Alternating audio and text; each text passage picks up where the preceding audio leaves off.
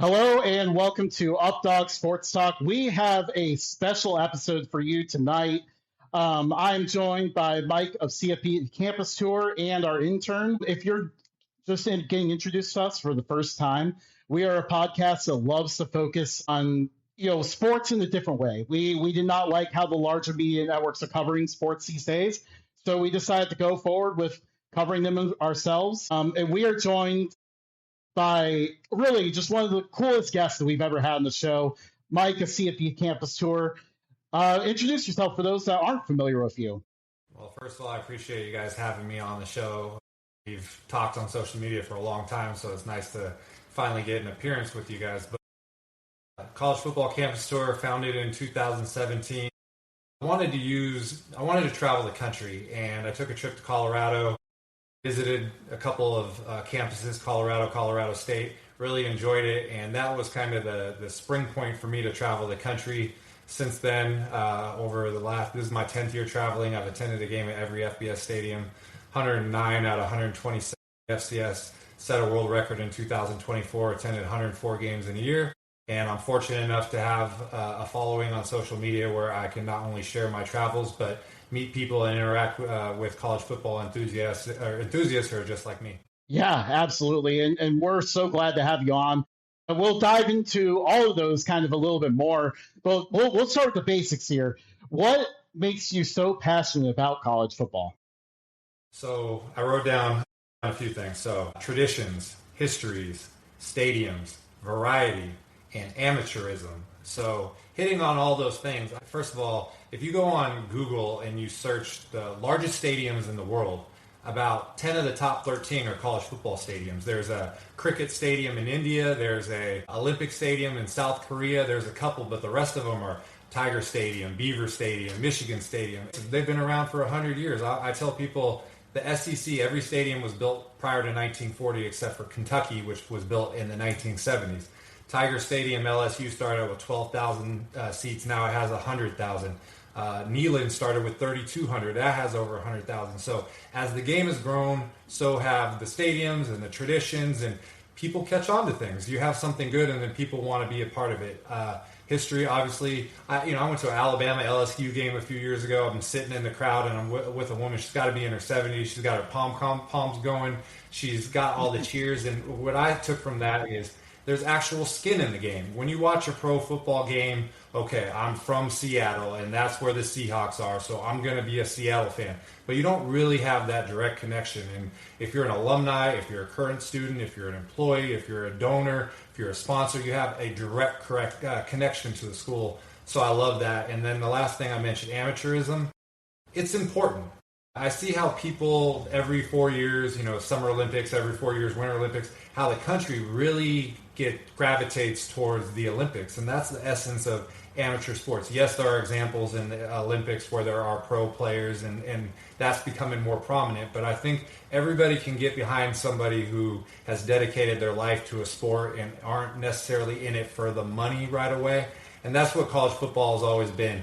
Yes, there's a trade-off where you have to give up a lot of your life to earn this scholarship, and today it's the NIL, but you get to have an elevated college experience that a lot of people don't get to do, and it's strictly through the game of football. Absolutely. I mean, beautiful way to put that, really.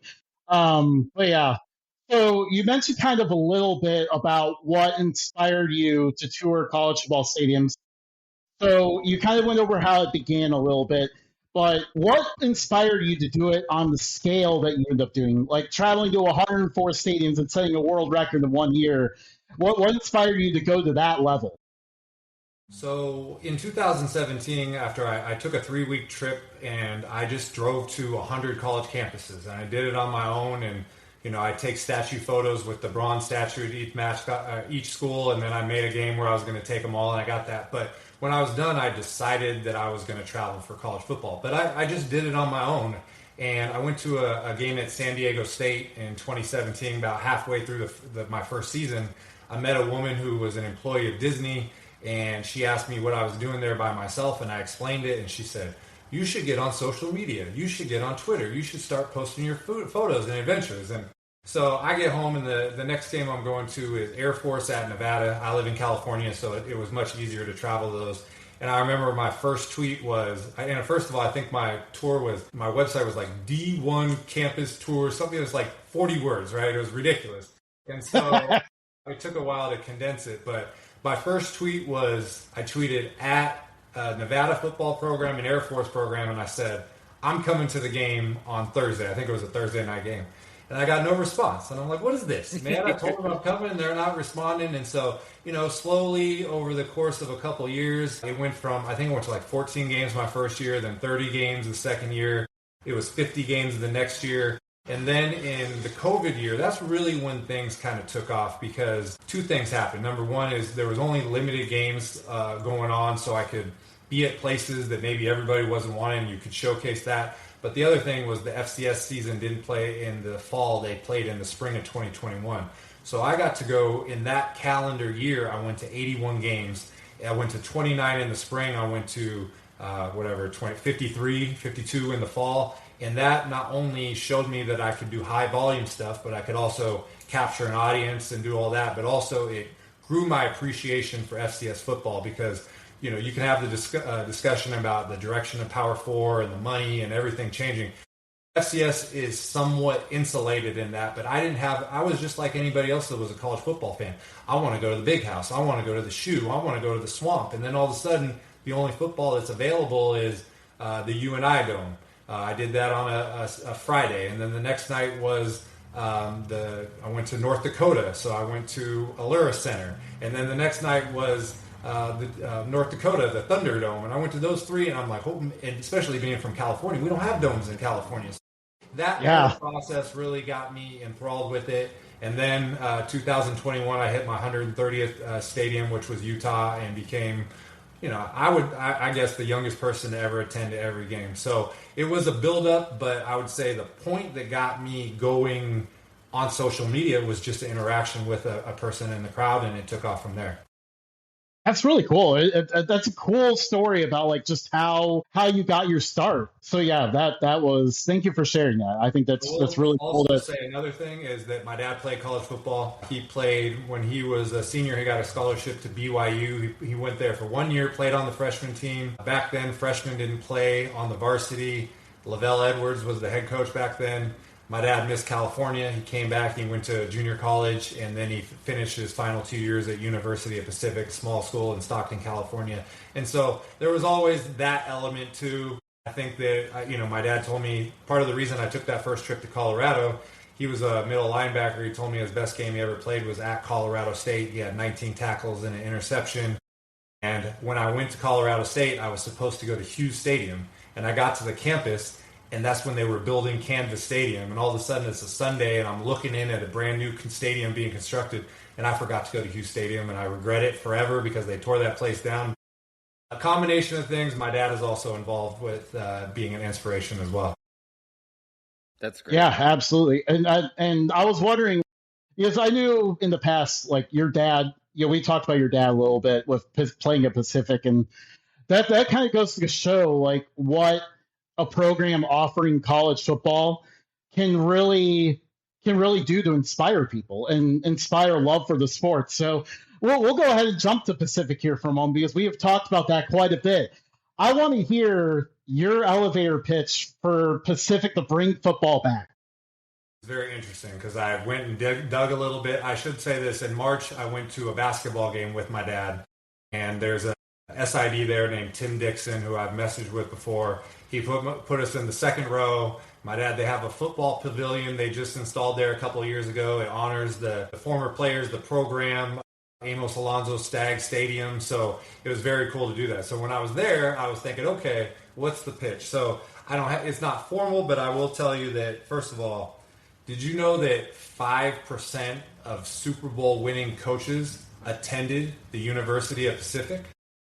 Pete Carroll won 1 Super Bowl, and Tom Flores won 2. That's 3 out of 60. 3 divided by 60 is 5%. So 5% of the winning coaches in Super Bowl history are from Pacific. And that doesn't even take into account Chuck Noll winning 4, Belichick winning a bunch, all that. So they just make up 3, but they could be a higher percentage of actual coaches that have won a Super Bowl. The first quarterback in Dallas Cowboys history is named Eddie LeBaron.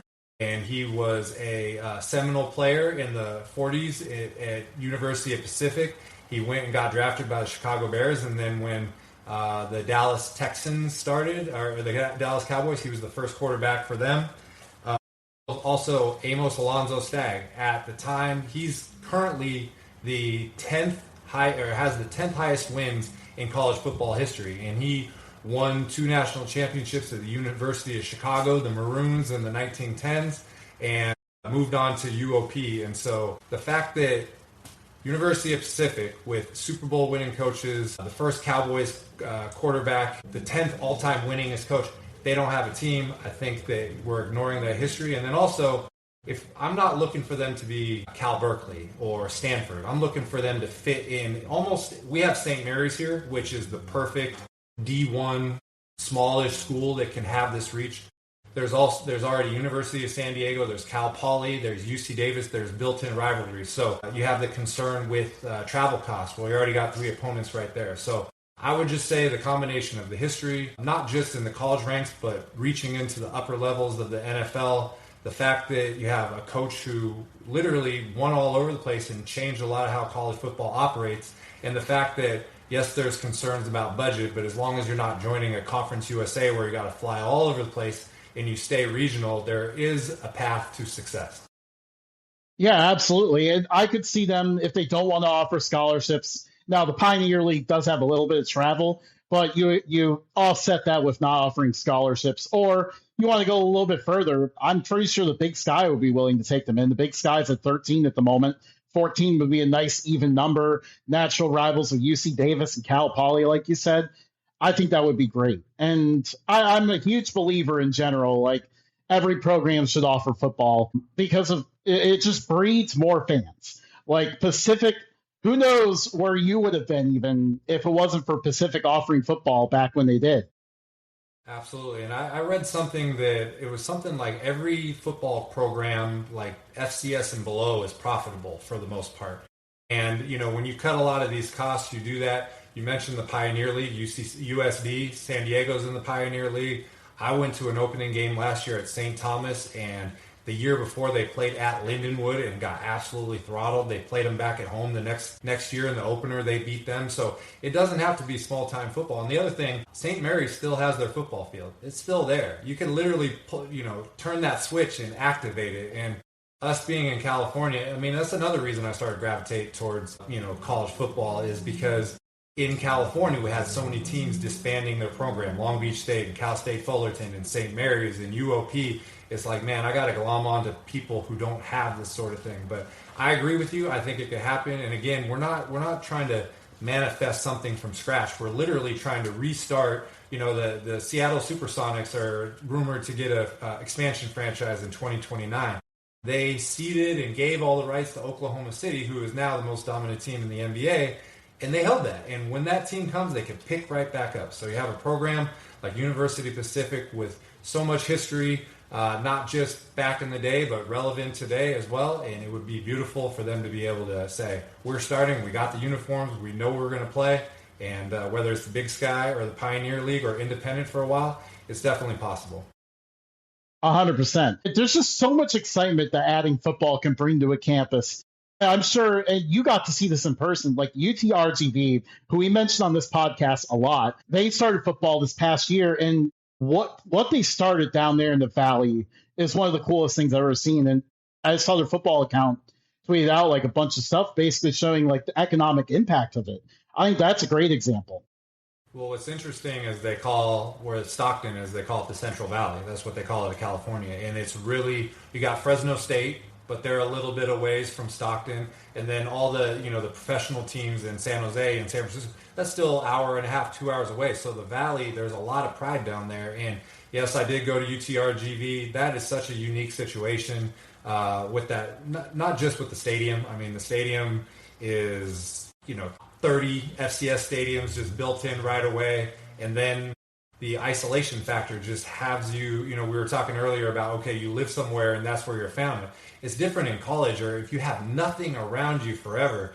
You go to states like, you go to Hawaii and you ask them who their favorite football team. They'll say the Niners, the Chargers, the Seahawks.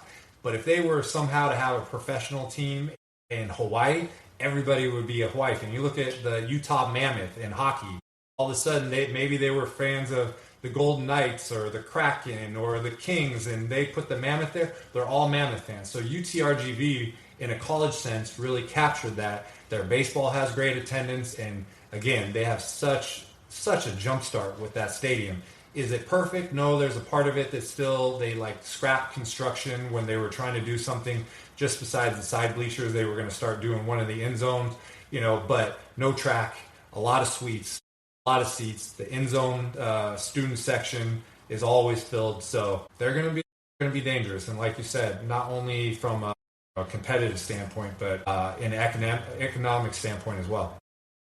Absolutely. Now, judging by the answer there, you do not like tracks in college football stadiums. So I will tell you that I've done the stadium polls for the last few years, and I could put Franklin Field out there. I could put Stewart Stadium at Weber State. I can explain the history. I can talk about the Penn relays, and people go, I don't like that. So, preference-wise, I think we got Eastern Michigan filled their track. We still have Buffalo with the track.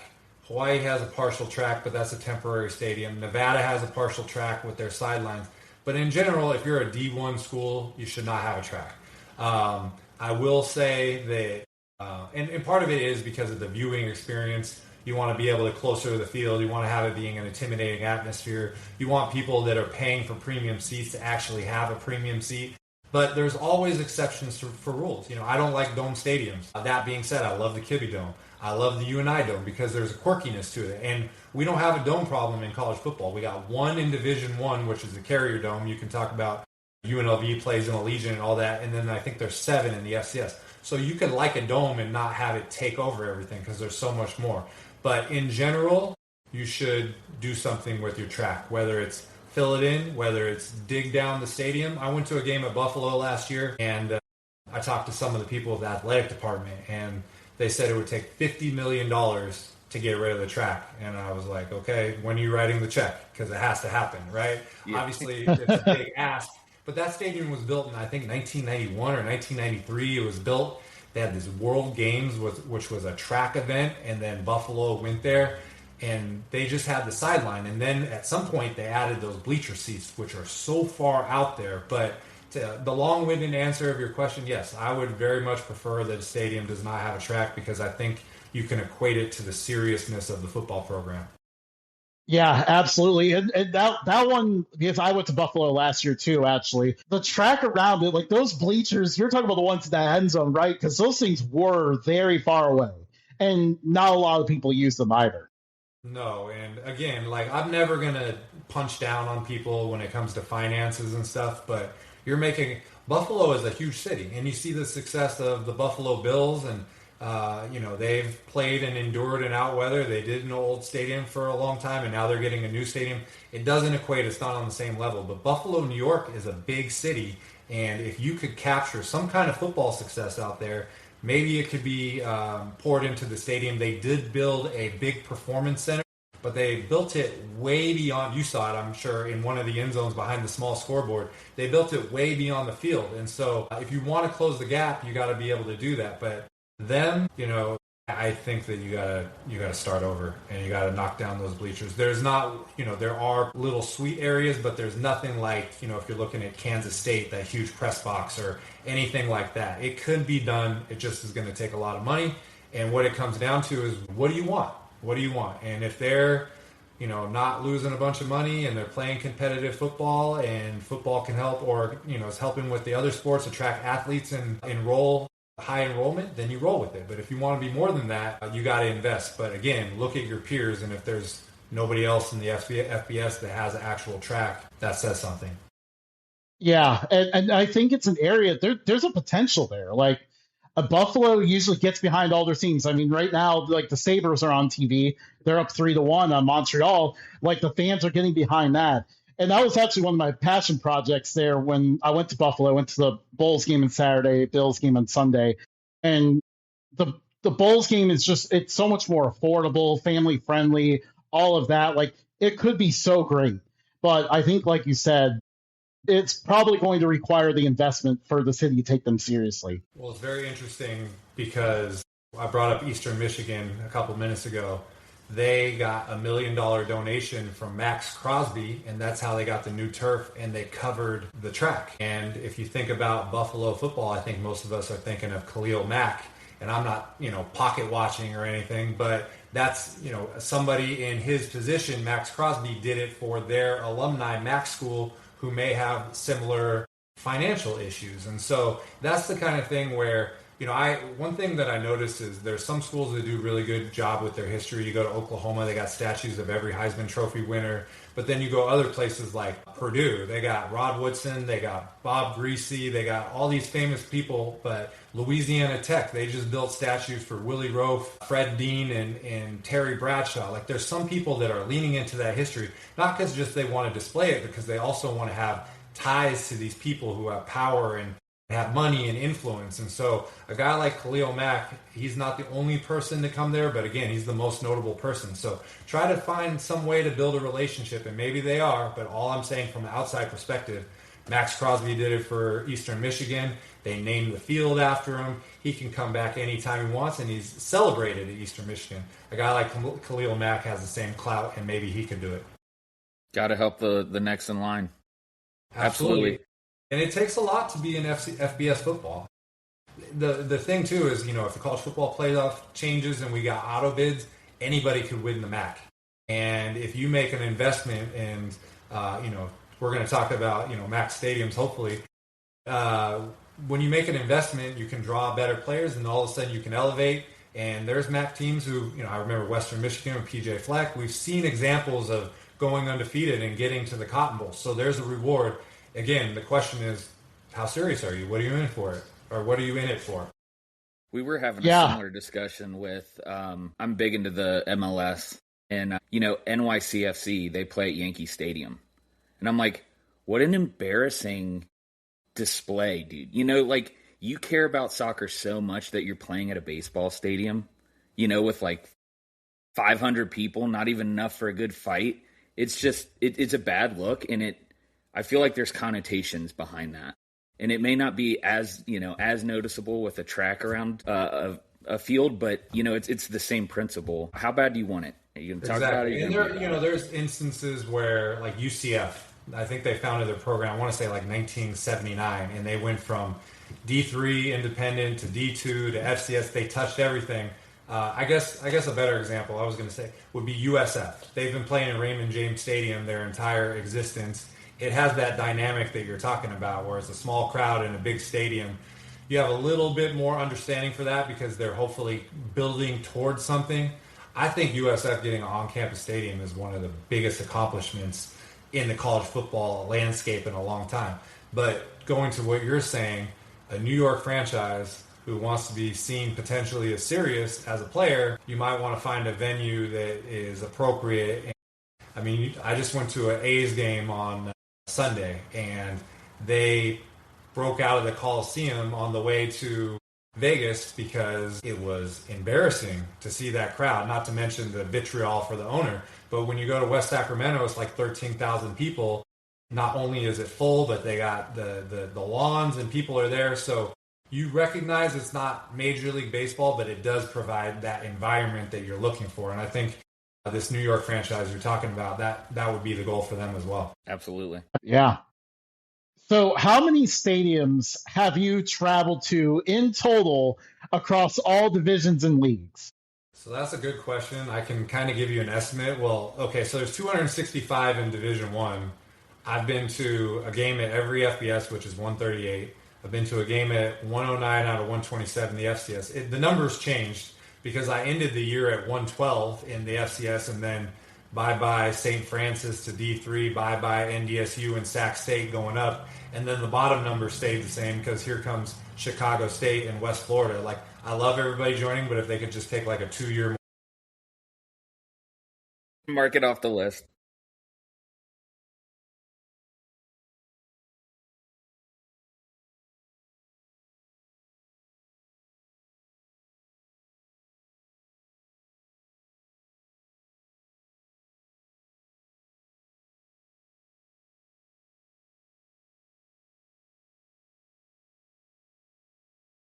trips planned and I was going to go, and then it's like polar vortex and all this stuff. So that's the only one that's left. I'm down to 18 schools. I looked at, I think like week 4 or week 2 or week 4, they might be the only new FCS school. So we're going to knock that one out quickly.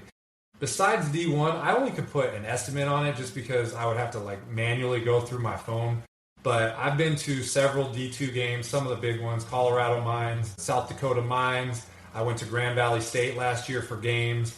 I've been to Johns Hopkins in Division III, which they call it's home field. I can't remember, but they call it the Yankee Stadium of Lacrosse. I've been there for a game. I've been to Western Connecticut State. I've been to Georgia Military Institute. But I also do, I don't know if you noticed on social media, I'll just do, stadium visits or campus visits. And so I've done a lot of D3s and 2. My guess would be somewhere between 100 and 150 additional non-D1 stadiums. So 265 plus 150, I'm going to say somewhere around 400. Wow. Amazing. Absolutely amazing. And I wish it was like that, financial aspect there that, every once in a while rears its ugly head. You're living Justin's dream. I don't know if you know this, but he wishes so bad that he was you. Well, every time somebody says that, I pull out the what is it? The Dumb and Dumber meme where he says, "Saddle up, partner, let's go." I got the companion pass with Southwest Airlines. As long as you don't mind roughing it, then we're good, So I'm glad you got to Buffalo, and I know that you went to a couple MAC games here in basketball season. So once you get a little bit under your belt and you get that taste, you want to continue to do it. But yeah, I'm very fortunate to be. I didn't think I would be doing it this long. There's got to be a jumping off point at some time, but the only way that I'll know is that I'm home on a college football Saturday, which I haven't been since 2016. I turn on the games and I go, I'm okay being here, and I'm kind of scared of that, so I'm not ready yet. But I do say that the Aloha Stadium opening is going to be my retirement game, so we'll see. That's 2029, so maybe I got 2 more years left in me. Ooh, yeah. I'm very excited for that stadium to come back, by the way. Aloha Stadium is just, I'm sure for you as well, like so many memories growing up seeing Hawaii play there. All the teams that they played, beating teams like Alabama and Michigan State and all of that. Like, it was so cool. And I'm there. I hope that opens the door to getting more games like that again. Like they get the occasional Pac-12 or former Pac-12 school there, but I would love to see more bigger programs take that late season trip to Hawaii again. Well, that stadium falling into disrepair just caused such a huge domino effect. The Pro Bowl's out of there, concerts out of there. Now we don't even look at the Pro Bowl as a legitimate event. University of Hawaii is the most isolated program in the United States, and they're potentially going out without a home stadium for a decade. It's a miracle that they can sustain the program. So I'm with you. Aloha Stadium is one of the big influences and reasons for exactly what you're talking about. Being on the West Coast and back in the WAC days, and you have BYU going against Hawaii and all that. I watched all those games, and you'd see all the paper being flown, confetti flying everywhere. It was just it was this mystery football paradise. And I was fortunate enough, and I made a rule when I started that I was going to go to one Hawaii game every year. I went 2017, 2018, 2019, and then they condemned the stadium in 2020. I have gone to the on-campus many times, but there's just something about that place that the tailgating is incredible. 50,000 people, and what's another thing that's so unique about it. It's not just the University of Hawaii; it's the state of Hawaii. It's the culture of Hawaii. It has such a wide range and reach that people just gravitate towards it. So I was very happy to see them have such a successful season, and Coach Chang stepped into a very difficult situation after I can't even remember his name. What's the Arizona State guy? Todd Graham. I permanently purged that from my mind. But what he did to the program, to see them be successful in a stadium on the way, they actually are under construction. So yeah, but that's a big part. Aloha was a huge part of my influence to start this. Yeah, that win over Cal on Christmas Eve, I mean, that thing darn near took a tear in my eye. I mean, that was so cool. So really going back here, do you maybe you don't remember this, but if you can remember, what is the first college football game you ever attended? So I got 2 answers. The first one for the tour was 2017 Week 0 USF at San Jose State. It was, I think, Quentin Flowers was the quarterback. They started out the season ranked number 23. San Jose State's about 35 miles from my house, so I did that. I grew up in San Diego. I'm wearing an Aztecs shirt, coincidentally. The first game I went to was BYU versus San Diego State.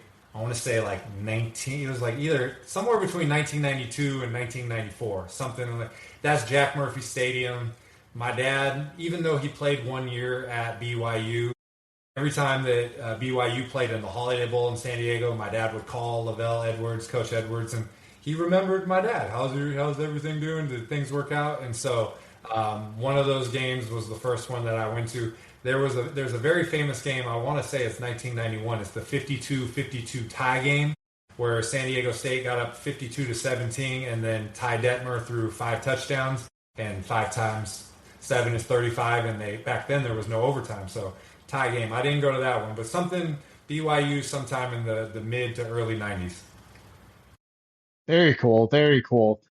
So let's walk through. We kind of talked about your tour a little bit. Let's really walk through your average weekend in the fall.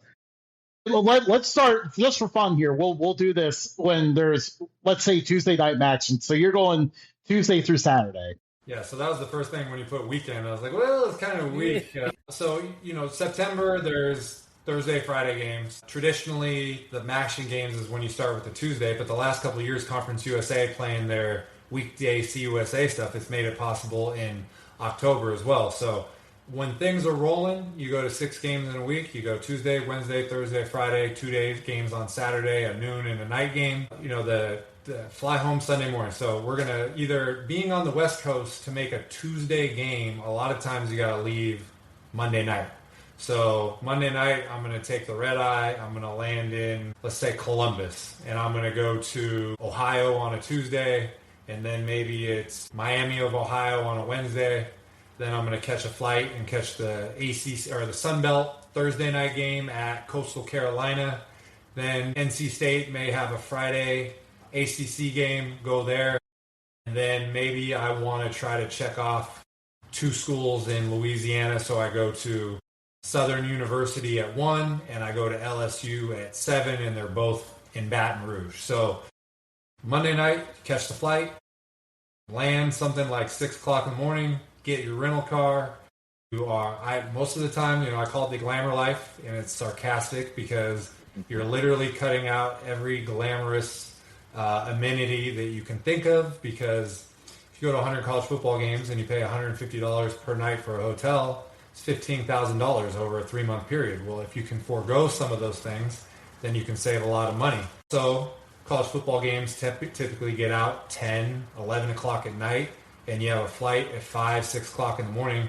What's the point of checking into a hotel at midnight and checking out at 4 o'clock in the morning? So sleep at the airport, sleep in the car. But once you land on Tuesday, I'm looking for grocery stores to save money. I'm going to try to throw protein bars in my pockets. Fortunate a lot of times to get media passes, so there's a little bit of a spread. I try not to look like, a homeless person just raging on that stuff. But yeah, but they're like, haven't you come back? And I was like, no, that was the other guy, so yeah. Stuffing sodas in your pocket, whatever you have to do. I look for a Planet Fitness. That's always what I call as my what's the word? I forget. But they're open 24 hours a day. They have showers. They have Wi-Fi. And so after a game, I can go there. I could work out if I feel like it. I joke sometimes I spend more time in my car in a Planet Fitness parking lot than actually in the gym because I'm so tired I can't even get myself there. But go there, work out. Maybe I got some graphics, or, my regular job, I'm a real estate appraiser. So October of last year, I went to 24 college football games and I did 22 appraisals back home. And so when you get home, you go and inspect the houses, but then you're on the airplane, you're in the student union, you're in the airport, you're writing all the reports. So maybe I'm going to stay at Planet Fitness because I got to correct a report. And then if you're worried about somebody messing with you when you're in your car overnight, the best place to go is a business that's open 24 hours a day, so you don't get really, really messed with that. Before the game, I don't pay for parking. Like, that's one of my rules. I got some rules. So if I got to park a mile and a half away and walk 40 minutes, that's what's got to be done. Fortunately, I do get some credentials with parking passes, so that's helpful. try to tap in and connect with some people with tailgating. I do get a lot of invites for people, have a beer. And that's one of the cool thing about my account is that people follow you for 2 years. Every week I put out my flyer and somebody will say, hey, I've been waiting for you to come for 3 years. Well, I want to go hang out with that person and learn about what they like and not have them ask me questions about me. I want to know what their favorite stadium, what they do is. And so once you're inside, if you've got a media pass, you got some responsibilities, check in with the SID, thank them for the credential, try to go down on the field. If I know coaches or players, I want to introduce myself to them. I circle the stadium looking for obstructed views. That's, one of the things that I try to do. And then during the game, it's work. You're showcasing everything that you can. I tell people that when you watch a game, you got the play-by-play, you got the analyst, you got the sideline reporter. Nobody is reporting on the actual stadium, the ins and outs, the things that are happening. Maybe they'll talk about the wind casually, but maybe if you're on one side, the punt, it's really into wind, and that deterred somebody from punting. Maybe you don't know that. Maybe there's a giveaway. Maybe the crowd student section is particularly lit. All those things. And then I'm looking for interesting concessions. If you look on social media now, there's a lot of people that are kind of doing this blueprint, and I always say that, there's more people traveling to games. If you make something look fun, it's not like people are going to say, okay, you just have fun and we're going to watch you. People want to do it too. So yeah. I get that. But, try to cover the game in a way that you're showing people as much as the insight as they see as the broadcast related to the stadium. I always try to present it in a neutral way. Like there are some things that are fun you can make commentary on, but I'm not going to say what you should see. I'm going to show it to you and you can decide what you think of it. And again, after the game, we're checking on your food, we're checking on the gym, and then we got to make sure we get to a flight. I set like 45 alarms because I'll fall asleep and I'll wake up, and then I go through the gate and I fall asleep in the airport and I wake up and I fall. So, but yeah, it's that times 6. Amazing. You are a beast. I just gotta say, like, it is absolutely incredible what you do each fall. It is you call it the glamour life. It is absolutely unreal. And really, there's a lot of things in there too. Like when you go to, let's say, like you go to Texas A&M or something, like you're getting a picture of that stadium in every angle, and that thing is no joke. Like that is a massive stadium. Like I can only imagine the steps that you're getting when you're going through all of that. Yeah, it's a couple miles. Like East Carolina, that stadium is like 8 stories, and I like try to refuse to take the elevator, but there are situations, especially when you don't get a credential, it's really hard to have anybody respect you in any other way. One of the hardest photos I ever got, thankfully I had a credential, was at Nebraska. So Nebraska, I always take what I call a shot of the night. It's from a certain angle. I would love to have a website with my photos displayed on it. People have wanted to buy them and have them framed, but my phone is where they exist right now. But the photo that I wanted, they put the students in the upper deck of the end zone at Memorial Stadium. Well, where I wanted to get was row 88. And these students, they don't sit in their seat. They hang out in the walkways and they do whatever. And so I had my credential and I'm just like, please let me up. I know I don't look, that meme where the guy's got his hat backwards and he says, how do you do, fellow students? Like, that's literally how I feel in real life. And so, I'm walking up there and some people are giving me dirty looks like, why do you need to get up? And then other students are like, oh, it's his job, let him up, right? And so I got up there and I got this photo and it's overlooking everything. And it's, it's very satisfying to get that. But you're right. When you go to a certain type of level of football, you can navigate a lot of the stadium, but you don't get that vibe. And you want to get that vibe and you go to these bigger stadiums and the navigation part of it becomes very difficult. I mentioned obstructive views. In the bigger stadiums, I try to do it before the game, because how can I go to somebody that paid $300 for a seat and say, excuse me, sir, I need you to get up for 30 minutes and let me do a photo shoot here, you got to do it. But no, you're right. All these stadiums that have grown over time, there's ramps and there's circular ramps and there's stairs and there's bleachers. And, I really probably don't need to work out during the stadium, or during the season, but most of the time I lose weight. Like you start out at a certain weight and then over the course of bad sleep, not eating enough and doing all these steps, you get down. Like this is my time I try to rebuild myself in the off season, but yeah, it can be a lot. Yeah, this is, like John Rothstein in basketball, he's always like, we sleep in Bay. For you, the saying is, I sleep in, well, it's still February, as long as we don't expand the playoff and make it even longer. But yeah, you sleep in February. You got to, there's people. I want to say this carefully. You have to be built for this. Like you just can't step into it, and it takes a lot. And I'm not. Anybody could do it. If you get yourself going, you can do it. But just to see something and go, I could do that. Because I remember when I did 104 games, I mean, I screenshotted. People are like, mark this down. I will get your record. I'm like, come, come. And you're probably tapping out in game 11. But it does take a lot. It's a commitment. And that's why, there's a saturation point because you cannot just do this forever, which is why I'm extremely grateful what I've done. I do have, some more goals to tick off. My hope is that someday it just transitions into Friday, Saturday, rather than Tuesday, Wednesday, Thursday. But, right now we're still in it. But yeah, you just can't jump into it. You gotta learn the landscape before you go. Absolutely, yeah. And you are built different for sure. Yeah, I had a question, and then it just what else? I had a question that popped away, so I'm gonna wait until that question comes to mind. Yeah, no for the 104 games, like that was especially an extreme target.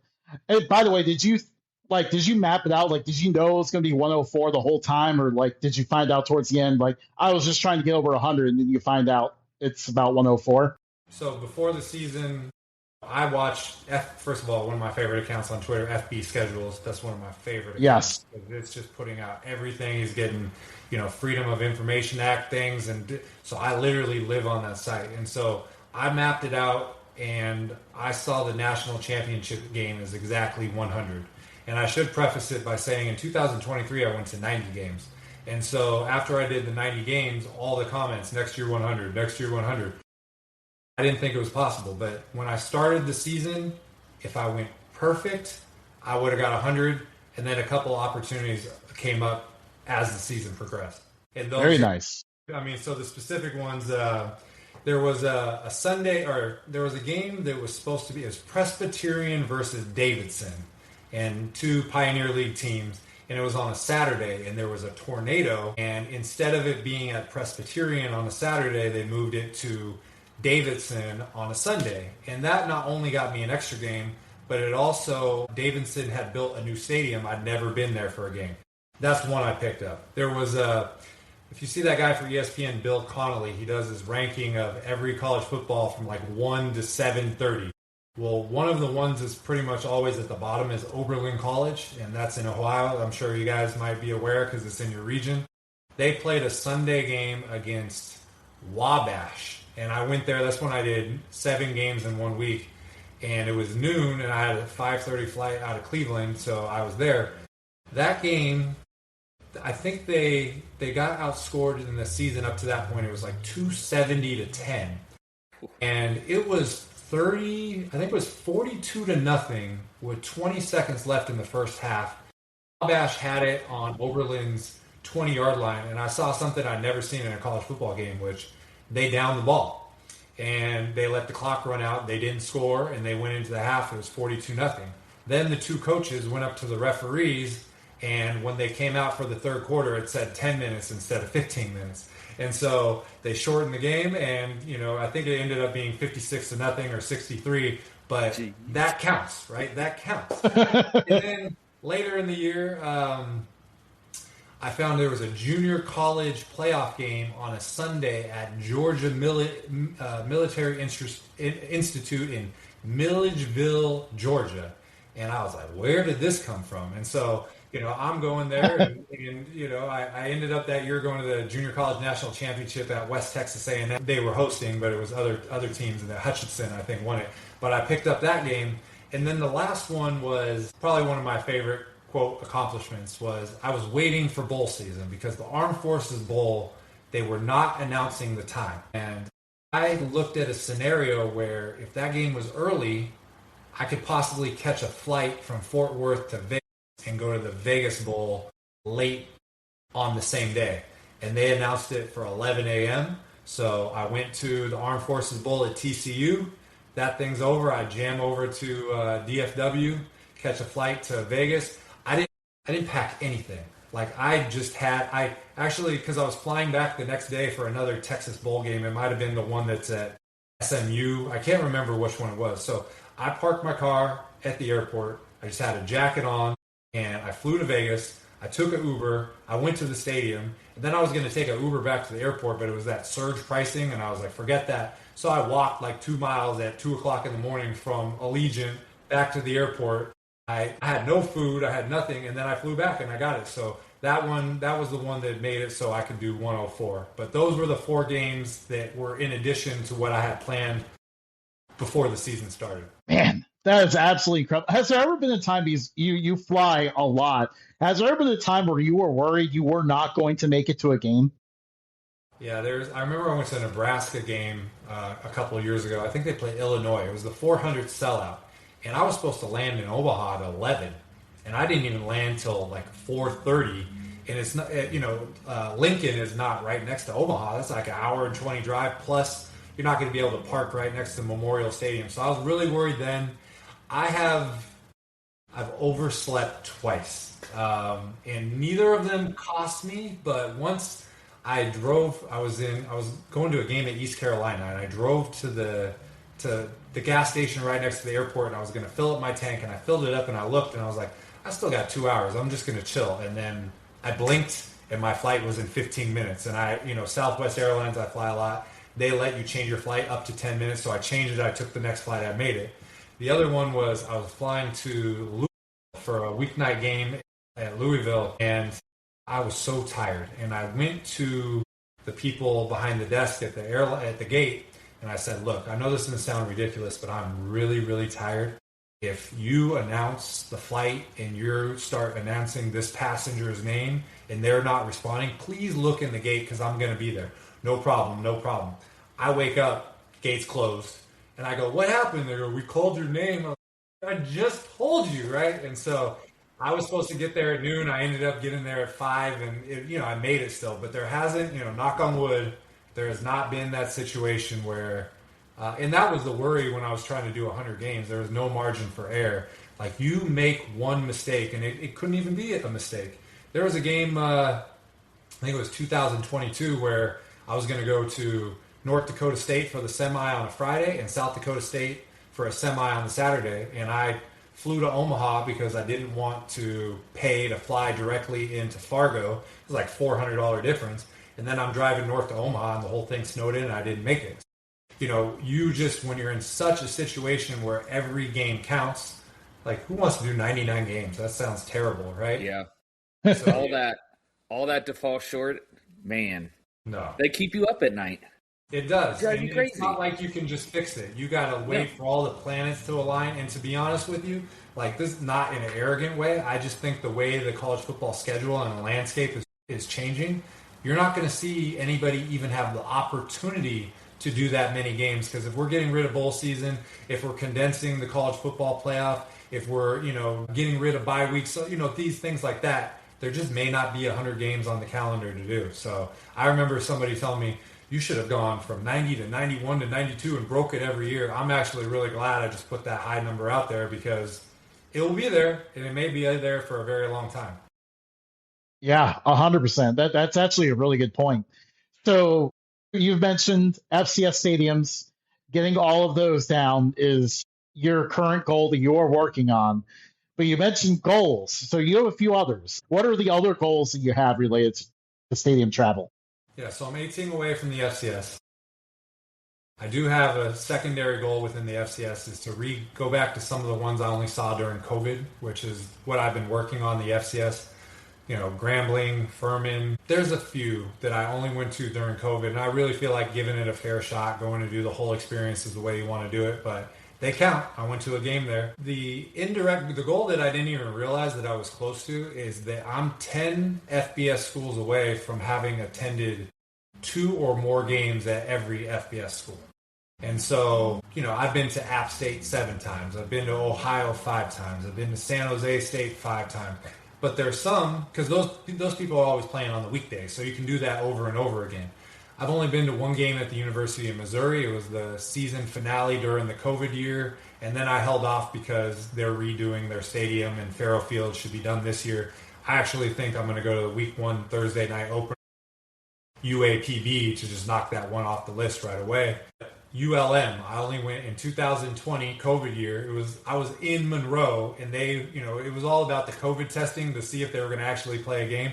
They decided to play a game. Me and about 75 people went there, and they lost to Louisiana 70-7. I'll give you guys a little inside baseball. Commissioner Gill with the Sun Belt, I've met him many times. I tell him, what a phenomenal job. Not that it matters what I say, but the additions are great and all that. But every time I've talked to him, I said, you got to give ULM a weeknight game. I've been traveling for 10 years, and they've never got that weeknight Fun Belt game. My pitch was, okay, I know that they're not in the most demand program to see on TV. However, take somebody like Coastal Carolina, who wasn't a demand, and then they got notable and they blew up, and now they're on ESPN every year. And so, give them a little bit of help. And so when I saw the Sun Belt schedule come out, I think it's November 12th, ULM is hosting a Thursday night game, and I was so happy, right? So Commissioner Gill, salute to you. I will be there, and I will promote the you-know-what out of it. But that's really my goal. I'm down to 10 schools that if I get those, I'll have seen 2 or more games at every FBS school, which, I don't know if anybody has done that. I don't know if it's specific goals, but there are some lower than Division I that I still want to go to. There's a place called the Superior Dome in Marquette, Michigan, which looks like an igloo. I've been there for a campus visit, but I haven't been to a game. I'd love to go there. That's probably my one. I have 2 top D2 bucket list stadiums. The other one is Bowman Gray Stadium in Winston-Salem. That's home of Winston-Salem State. That's the one inside a NASCAR track. And so they have the funny cars and everything, and they play football there.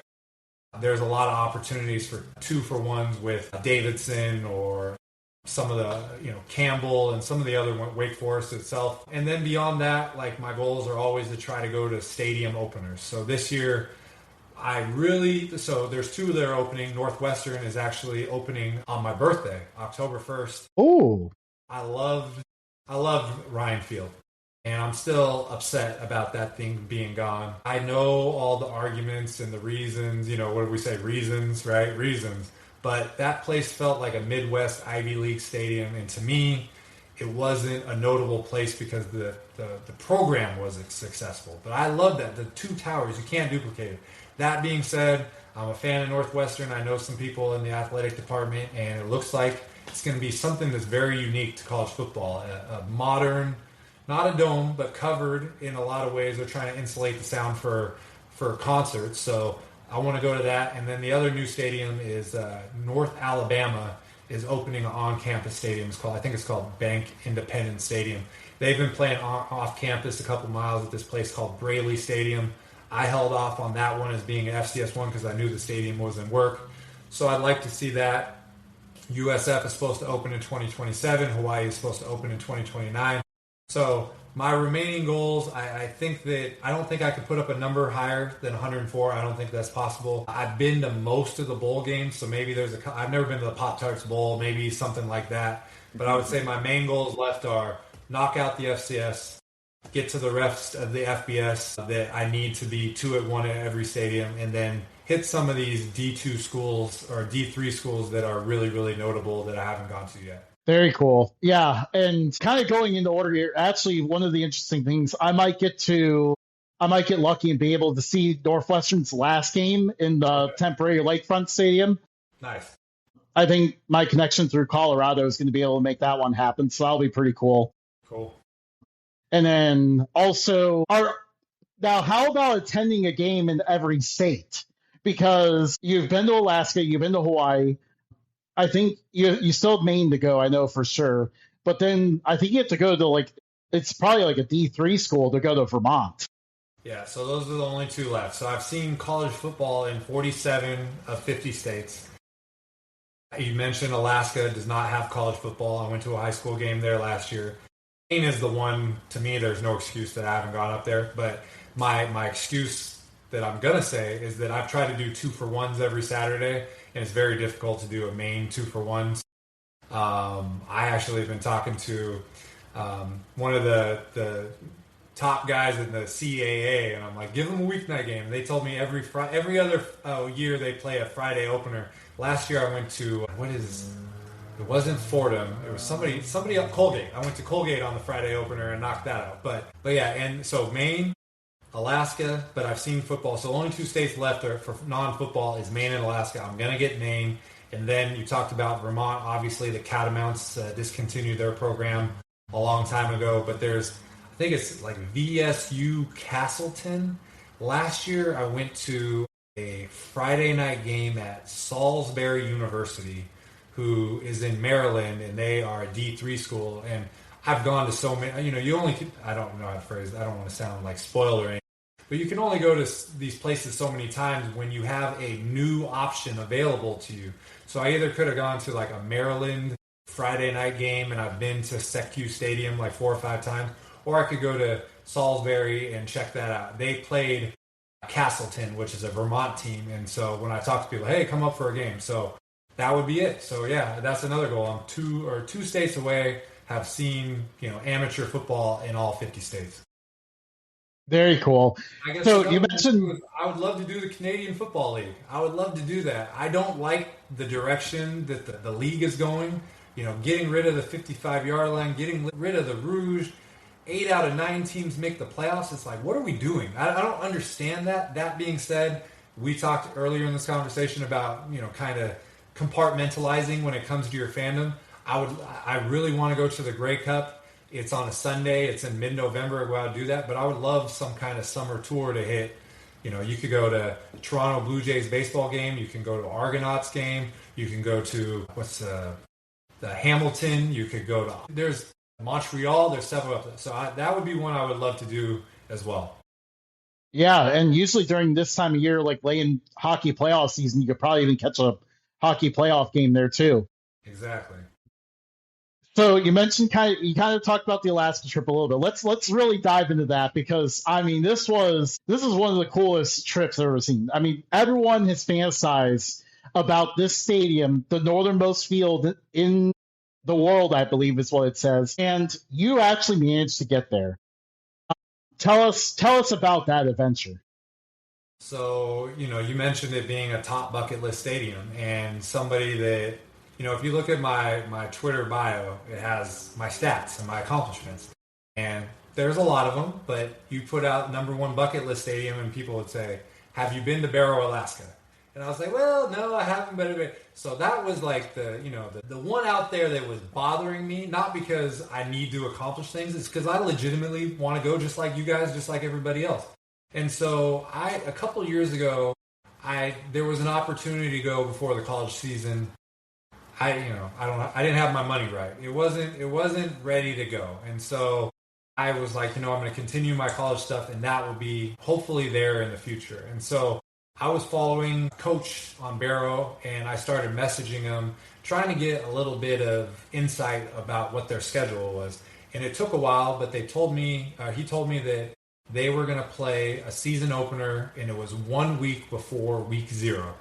And I looked at it like, this is my opportunity to do it. And, I researched it. I live in East Bay near Oakland, California. So what it took was a train ride across the bay to go to San Francisco to SFO, flew to Seattle, then flew from Seattle to Anchorage. I had like a 15-hour layover in Anchorage, and I just hung out at the airport. I took an Uber. I went to Planet Fitness. I went to the grocery store, and then I took that flight to Barrow. It's a one-day flight. There's one airport hangar. There's just one thing. I stayed at this place called, I wanted to rough it, but there's really not any place to rough it. And also Alaska could be really cold. So there's only 2 hotels. I think it's King Eider and Top of the World. I stayed at the Top of the World. It happened to be when Vladimir Putin was having a summit with President Trump, and like all these hotels were taken and nobody knew if there was going to be flights. And so I paid like $450 a night to go to that place. But what was also cool is that none of the opponents for Barrow can drive to Barrow. So you got high school teams flying to Barrow and flying out. So the flight that I took from Anchorage, it was with the opponent for Barrow. It was Reddington High School. The referees were on the flight, and so somebody knew of me, and then I talked to the coach, and it was funny. It was very humbling because I'm talking to these players, and they're like, oh, where have you traveled? And I was showing them my phone, and I was like, where's your favorite place that you've been? And they're like, we've never been out of Barrow ever, you know? And so it was really crazy that you have this contrast of these kids who are playing football and, you know, are you know, kind of geographically isolated. And then you have this guy who, you know, is fortunate enough to go to all these places and you meet in person. So it really, it magnified my appreciation for the trip. But, you know, I flew in there, checked in the hotel. It wasn't when it was light 24 hours a day, but I want to say it was light about 21 hours of the day. And so talk about being able to maximize your time there. You know, I just walked everywhere. They don't have asphalt roads because it gets too cold and they'll just break apart. So everything is dirt roads. There's a lot of four-wheelers that are being used. I learned a lot about how expensive everything is up there. A lot of the workers, they work for oil companies, so they have contracts, so they can afford everything. But you go to the grocery store, you know, boxes of cereal are $14. You know, 24 packs of toilet paper are $35. Like I was, you know, I'm trying to be as on it, as much financially responsible as possible, but you could barely get out of the grocery store just buying like the day's food for under $50. So, but that's something you don't know until you go there. I guess there's YouTube videos about it, but I didn't really do that. I bought a drone for the first time in my life and I wanted to fly it above. And first of all, my hands are freezing when I'm trying to operate this drone. When I'm flying it up, it's going up like 160 feet and it's giving all me like these tap out warning things. And all of a sudden it like goes boop, you pass training mode or something. So then this thing flies up in the air and I didn't go really high, but I took some decent drone photos of that place, put them on social media. There's no internet service once you leave the hotel. So I went and shot a video and shot some drone shots. And then when I come back to the hotel, I leaked that stuff out on social media. And then the next day was the game. And I walked 3 miles to the stadium. The game started at 7 o'clock. It's bright outside. Game goes till 10 o'clock. It's still bright. I remember being out on the beach area, and because the stadium is in between the Arctic Ocean and a lake. It's just this little peninsula. You guys have seen it, but people that don't know, that's what it's like. And so I remember going back to my hotel room. It's 1:30 in the morning. I actually had to close the blinds because the sun was coming in that much.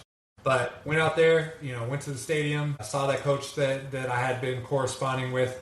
And it's actually a similar setup to South Dakota Mines where they park the cars right around the field. They honk the horns. They do that. And it was just an incredible experience. They're playing the national anthem. The flag is waving really hard. You got the wind coming off the water. And I went there in mid-August. Like I watched things a couple weeks later and it was snow and dark and everything. So I was fortunate to do that. The winning team jumped in the lake. They did that whole thing. And I had made a deal with the other high school, Reddington. I said I would do it, but I didn't have that deal with Barrow, so it didn't end up working. But overall, just what the field, if you know the story of the field, there was a documentary done, I think it was like 2016, 2015, about Barrow High School. And they were playing on gravel because I talked about it. And then Kathy Parker is a woman in, I want to say, Pennsylvania that saw this documentary. She's the one who did a fundraiser. They raised $1 million, and that's how they got the turf for that field out there. When you go there in person, there's a lot of divots in that field. The weight of the players, the amount of quote unquote damage you could do. There was a part of the carpet that was like peeled over and they took it and they placed it. So it looks much better in person, but 10 years of that intense cold, it's going to do, it's going to have repercussions. But there's nothing better. I mean, both experiences, going there by myself at 7 o'clock in the morning and doing a tour and walking around and taking it all in that way, and then going there and experiencing, these kids, there's probably like 25 kids on the roster. They're playing both ways, offensive line, defensive line. Some guys are playing running backs. There's guys who've been drafted out of there. So it just amplified the spirit of college football, which is for the love of the game. But to see it on a smaller scale with way less resources in a very isolated, difficult place, 360 miles above the Arctic Circle, as you said, the northernmost football field in the world. It was surreal, and unfortunately, I got to put it on social media. And my prediction is that you're going to see a lot more influencers make that trip over the next couple of years because it's possible. And I didn't do it to make it so, hey, you can do it too. But I think that was just a side effect of actually doing it is I think that people realize that if you plan it right, you can do it too.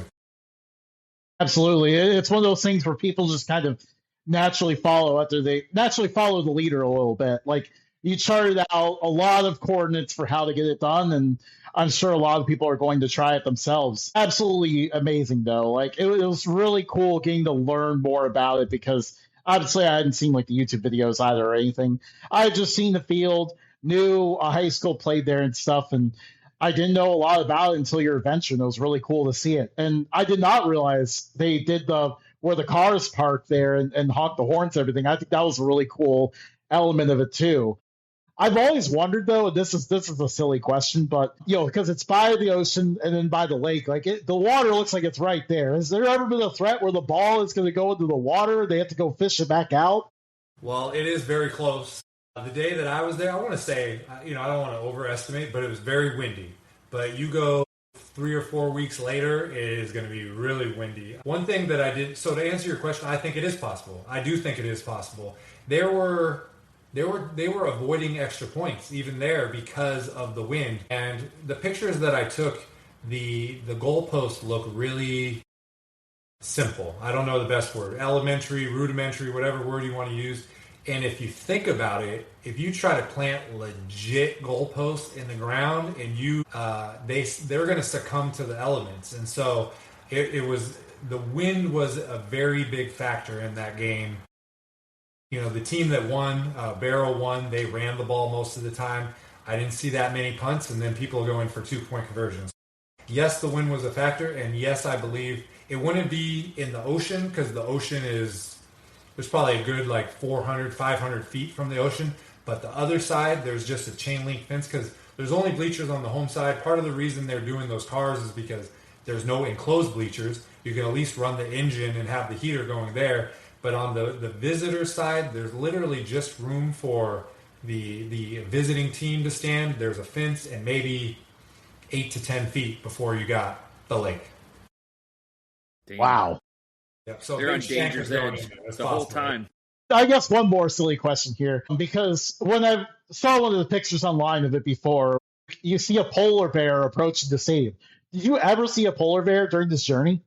So I didn't, but there were signs in the hotel that talked about polar bear etiquette. So I looked at that. There was also, they call them the whalers, and there was a picture in the hotel, and it was a giant whale carcass, and it was 60 townspeople dragging it up, and that could feed hundreds of people for a long period of time. Yeah, there were signs about, I guess, the season-wise, because it was warmer, there weren't as many, there wasn't going to be, or there were very low probability, but yeah, there are definitely polar bears. I posted photos myself of polar bears on that field, but it's at a different time of the year than I went. So, we talk about goals. If it were possible to go to a playoff game in Barrow when it's absolutely dark and absolutely cold, it would be, masochistic, but why not? Why not try it? So who knows? In the future, that's possible. That would be absolutely incredible. So we'll pivot back to college football here, and this is going to be a very interesting one because I'm sure a lot of people are going to have a lot of opinions about this. But what are your top 3 favorite college football stadiums and why? Obviously, this is asking somebody who their favorite kid is, or it's very difficult. So I have 5, but I'm gonna say one that I've always said, and I'm going to just put that above everything else because people, when I say it, they don't see it in the same way that I do. So my favorite stadium is the Sun Bowl in El Paso.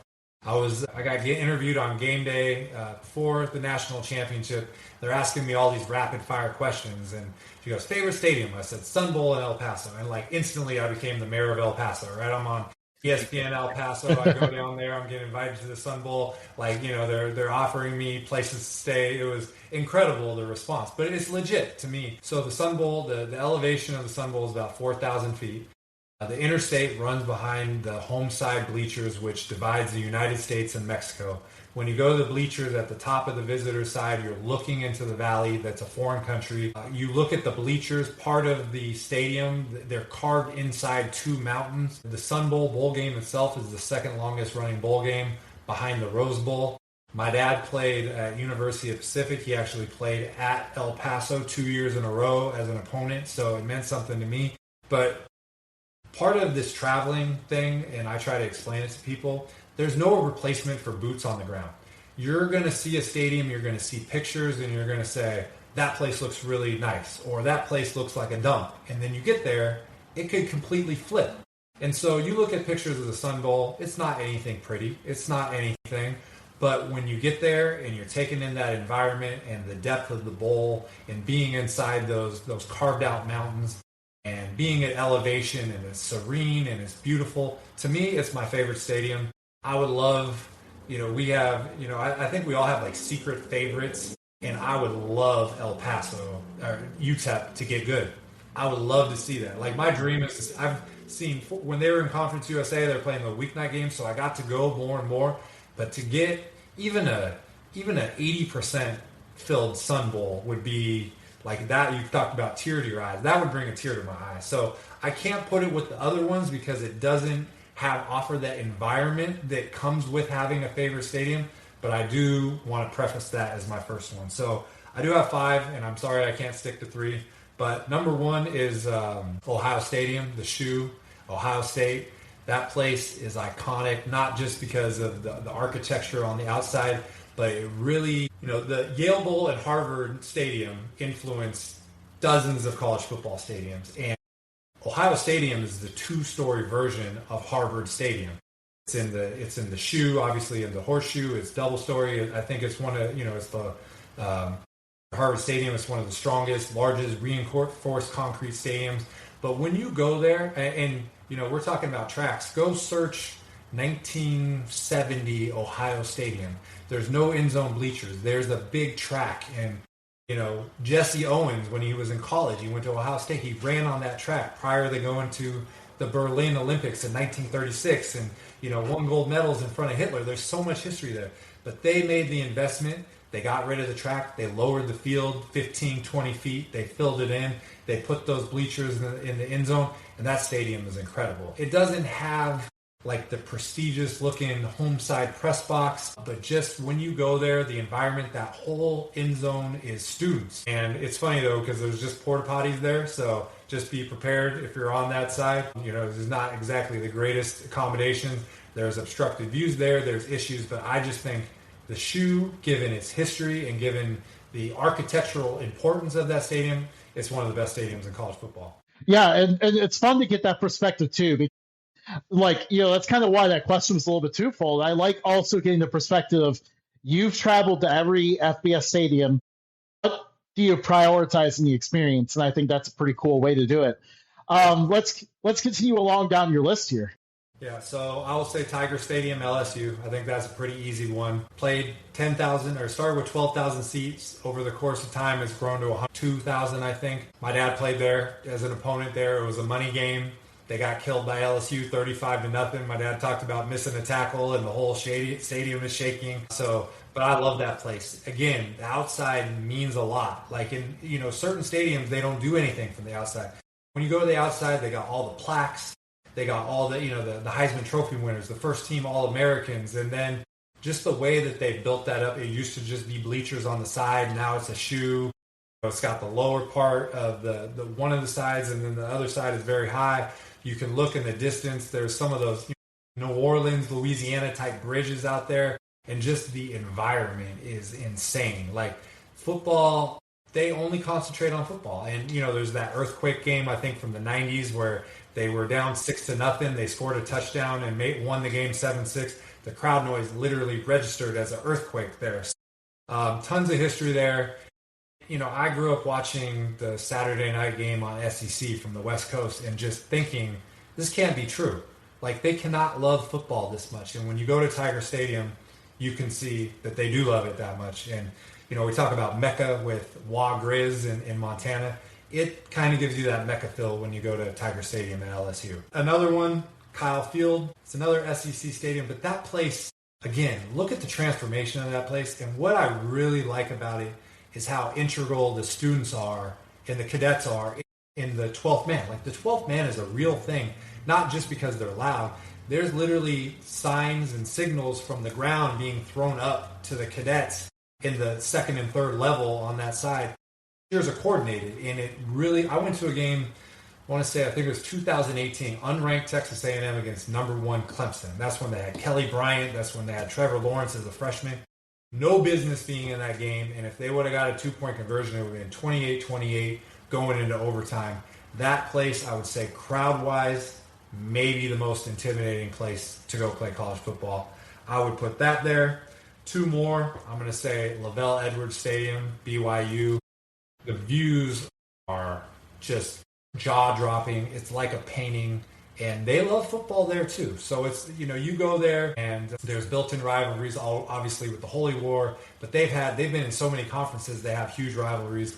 But the way that home side, you can look over the smaller visitor side, and you can literally see the mountains, and sometimes they're snow-capped. It's really like a painting. I love that place. And then the last one, Husky Stadium, Washington. Again, that place has been renovated with a track, but when you think Pacific Northwest, you think overhangs, you think rain, and if you sit in the one of the bleachers at the the U part of the horseshoe, and you look out, you see the 2 overhangs over both sides. Beyond the scoreboard, you got the ocean, you got the water. You can climb up to the very top of one of the visitors' bleachers, and you look at the water, you can see the stadium, and that place holds in the noise like crazy. I think it's had one of the highest decibel readings too. So there's so many more that I could mention. App State, Washington Grizzly, I could go on forever, Autzen, but I would say that would be my top 5. Very cool. One of the interesting trends I noticed there is really the fans make a huge part of the experience too. When they're coordinating their chants, when they cheer at the right time, like I think it makes for such a cool experience. And probably my best experience with that is either going to be Ohio State or Washington Grizzly. It really does make for an incredible environment. And what's hard is because you like the convenience of getting in and out of the stadium quickly and not having it cost that much and not being bathroom lines and not being concession lines. But in order to get that experience that you're talking about, you got to deal with all that stuff. And again, pro stadiums, the reason that a lot of us have gravitated off the NFL is because it's so much geared toward luxury and comfort. Well, we would like luxury and comfort in college football, but we are not going to give that away in lieu of those environments. So when you go to Penn State and you can't get out of the parking lot for 2 hours or whatever it is, that's part of the deal. And we want to preserve those environments as much as possible. I don't mind modifications to the stadiums, but this Northwestern thing, I do not want this to be a trend. But that being said, what you're saying is exactly correct. The crowd, the environment, it adds so much to the experience that when I bring up the Sun Bowl and UTEP, if that experience that I'm going at these other stadiums could somehow be dropped into UTEP, I mean, it's like euphoria for me. It would be so amazing. Really, they just need to string together like a few wins. The city of El Paso is ready to get behind the team. And I know when Scotty Walden first got there, this was pretty early on into like when our podcast like actually started to get a following. And, we were very excited about the Scotty Walden hire. And we immediately captured like a lot of UTEP fans as a result. Like they were really one of the first big fan bases to get on board. And that's where I saw it firsthand, like just how passionate those people are about their program. They just want to they need to see it succeed a little bit. And so I would say a perfect example is what Coach Eck did at New Mexico last year. You think there's no New Mexico fans, and then they go almost like, if Utah State didn't choke that Boise State game, I would have been at the Mountain West Championship at New Mexico, which I wanted bad, right? But then they didn't take the New Mexico Bowl in Albuquerque. They took the bowl at Phoenix because they knew they were going to have trouble. So it literally just takes a little bit of a spark in places that we think are down bad and you can't do anything. They light up, and you're right. El Paso has that base. They are starving for a winner. And I say this every time I do a podcast, like, I would, whatever I could do to help. I'm trying to do my stuff with the Sun Bowl stuff, but like literally, if I could help UTEP in any way, I'd be on board with that. Yeah, agreed. I'm right there with you. I really want to see them have success. And Jason Eck at New Mexico is like one of my favorite stories from last year.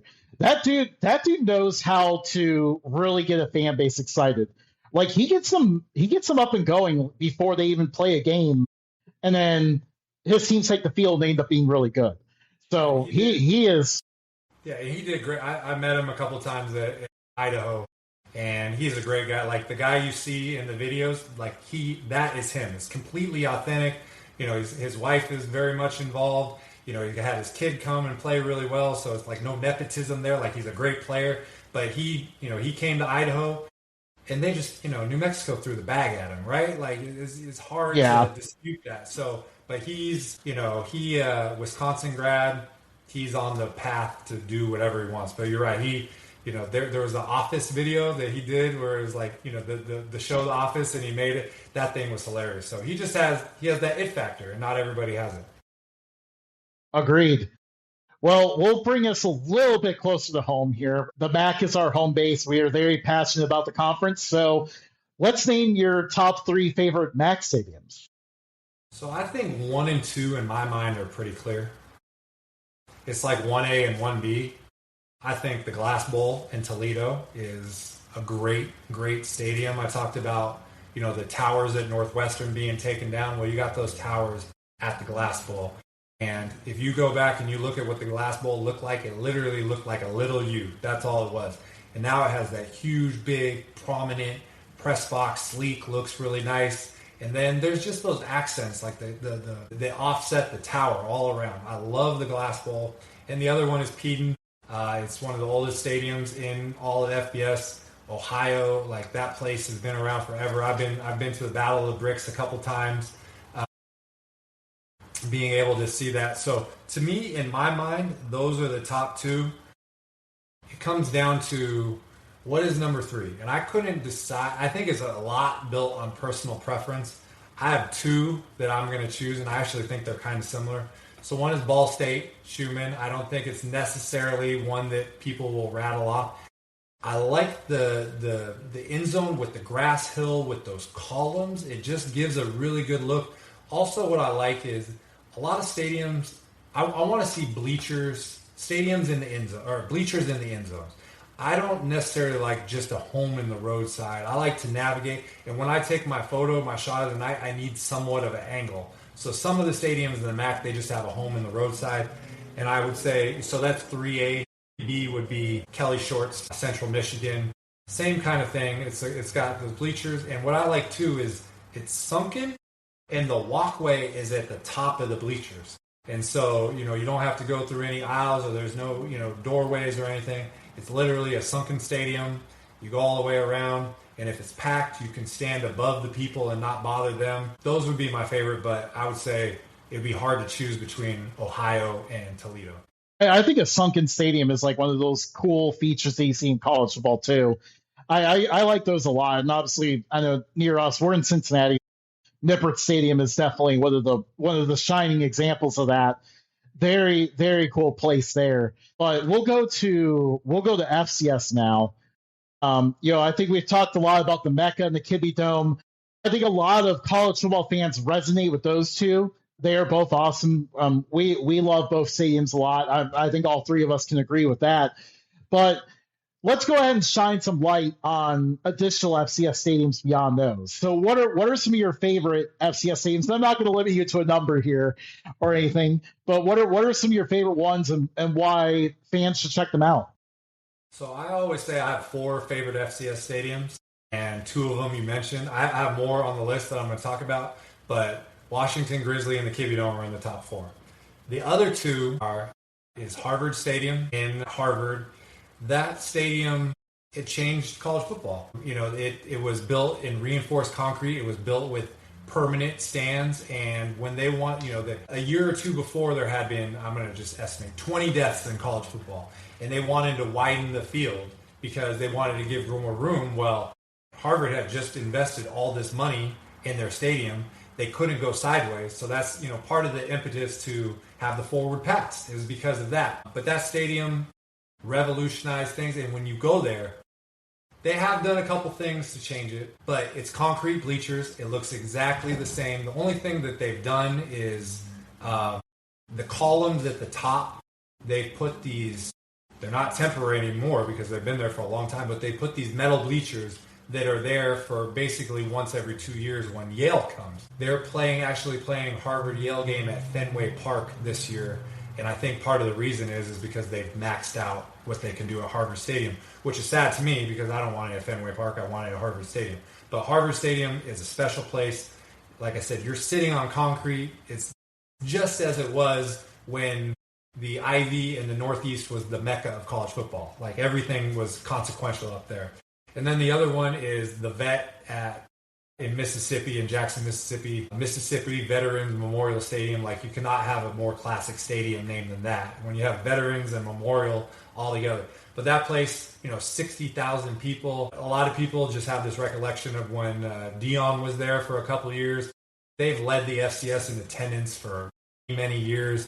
And Jackson State is just, there's such an identity there. And it's not just what's happening. I mean, obviously you got Walter Payton, and that stadium is also at times in the 70s and 80s when Ole Miss and Mississippi State and Southern Miss, those stadiums were smaller. So they're playing a lot of, Archie Manning was playing in there. They played a lot of huge games in the Vet. But when you go there, I went there for the SWAC championship. I want to say either 2024 or I think it was 2024. But that was the best treatment I ever got. Any place from tailgatings to inside the stadium. Did the halftime radio show. We had a stadium poll for the best FCS stadium. Jackson State has won it 2 years in a row. I printed out a certificate, presented it to the program on the field. Just everything. It was incredible, but you don't get 60,000 seat stadiums in the FCS. You don't get crowds like that in the FCS, and it's an intimidating place to play. So I love the Vet. So those are my favorite four. I wrote down a couple others that I really like. One is Bobcat Stadium, Montana State.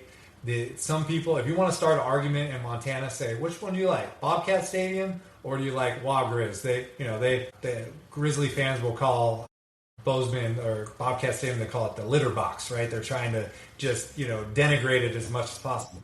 But I went there last year for the Super Brawl, the Brawl of the Wild 2, and I mean, talk about, like they average, I think, like 127% of their capacity for their home games because they're people all over the place. But the crowd, and I think they're called the Bridger Mountains in the background. When you land in the Bozeman airport, you look out the window, it's the most beautiful mountains that you've ever seen. You can see that from the stadium. The home side press box is really, I like it. It's really regal looking. They put a facility in the end zone. They need to expand that place. I know they want to do it, but that place is an incredible environment. And in my mind, it's not, I wouldn't say it's inferior to Washington Grizzly. You got to go check it out. So that's one. Goodman Stadium, Lehigh. That's not one that you hear people talk about a lot, but it's in Bethlehem, Pennsylvania.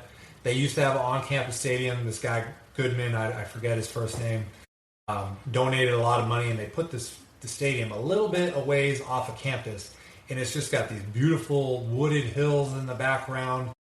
There's times where they cut the grass in really unique ways, but it takes you back to that northeast feel. I don't think there's lights, so they're playing every game at noon.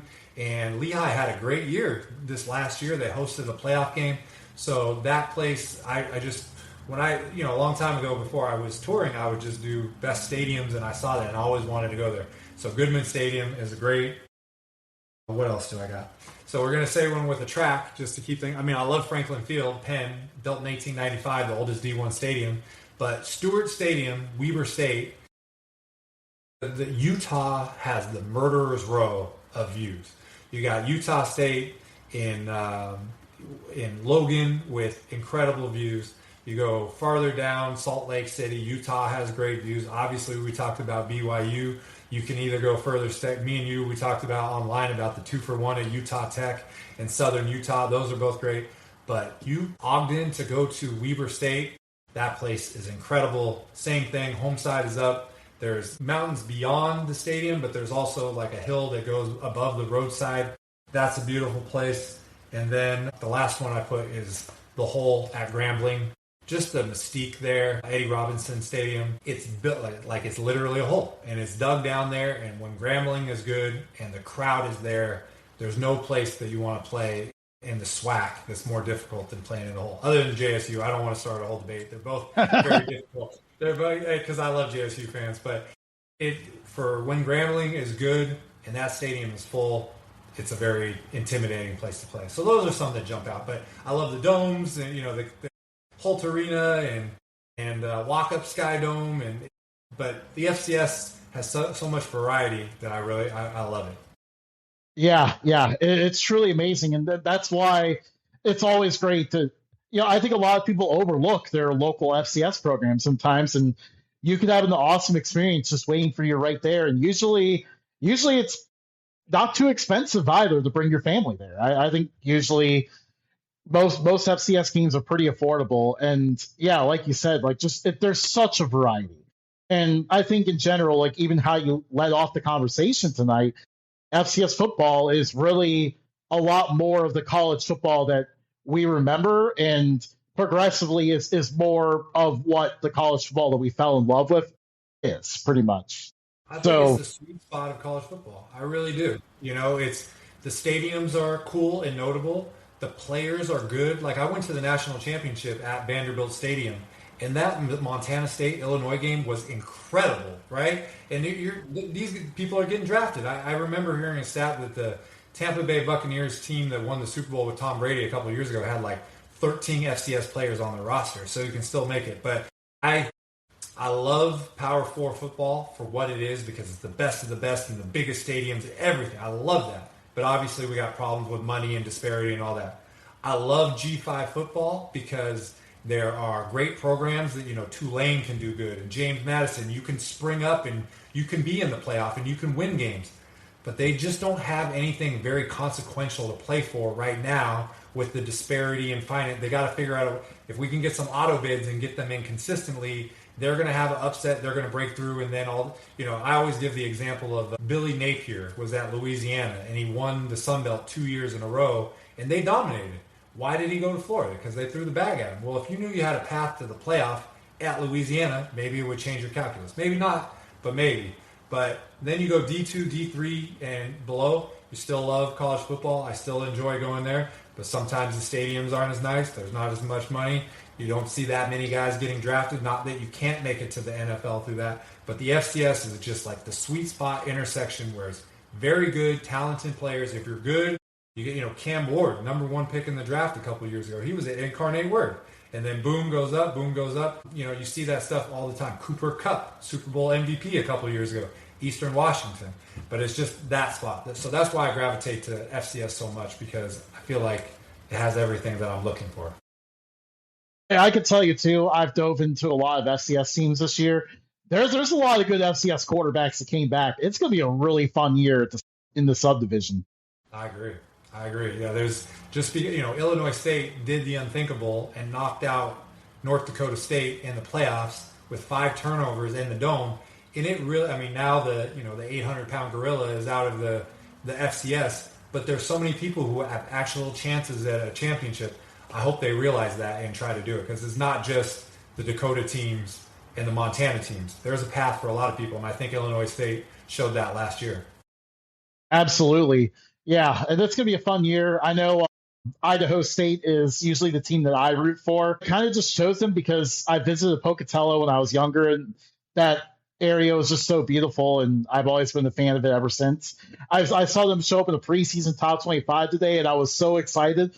I know that's a program that's been really starved for success, and I really hope they see it this year. Yeah, I could talk about FCS all day, but so we'll go to another question here, and this kind of your Jackson State question or answer made this pop in my mind. But besides Jackson State, what are some other programs that gave you such a cool experience when you visited? Like, who really rolled out the red carpet for you? Like, hey, we're very excited to have you here, and what really set them apart of how they treated you? Yeah, so I would say obviously media credentials help. I would say like percentage breakdowns, P4s, I'm probably 30 to 40% successful with credentials. G5, I'm probably 70 to 80% successful. FCS, all but one school, and they will remain nameless right now. So it didn't change my coverage, but it was very interesting because I honestly so FCS Nation Radio, Kevin Marshall, the largest nationwide FCS radio show. I've been on his show many times. We're friends and do that. between me and him, I'm not sure that there's anybody else promoting FCS football on social media more than us. So that's why it was surprising when they told me we don't credential social media people. And so, again, I'm not going to let one thing go, but I remember. But to answer your question, it all depends. What I say is when people understand, they understand the give and take of this arrangement, this relationship, whereas I don't need these things for myself. Like I don't put myself on my account that much. I don't do videos that much. Like I don't care. Like people know about me because you see this guy go all over, and I call myself a tour guide on purpose because I'm trying to showcase a place and be your tour guide. When you go and visit a landmark in Niagara Falls or whatever, you want the tour guide to shut up and you want him to be able to explore.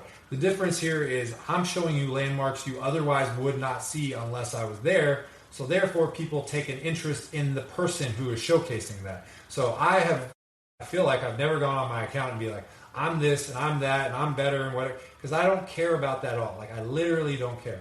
But when I get to do things or have access to things that get shown, then people see that and they want to do that and they think they can do that. So when I say when people get it, if they see that as we provide this and then this gets showcased and all of a sudden people want to go there, maybe it could work out. So one I could think, I mean, there's a lot, but Western Carolina, I went there. I call that place Boone Junior because it's like almost like App State Stadium with a view and everything. Is also in North Carolina. But I sat down in my seat and there was a handwritten note from the SID, Chad Garrity. We're so happy to have you. Put me right at the 50-yard line. Gave me like a Bojangles gift card. There was a commemorative coin. I think it was like the 50th anniversary of E.J. Whitmire Stadium. There was a shirt, and in the handwritten note, he says, you might want to go check section 3C for your obstructed view.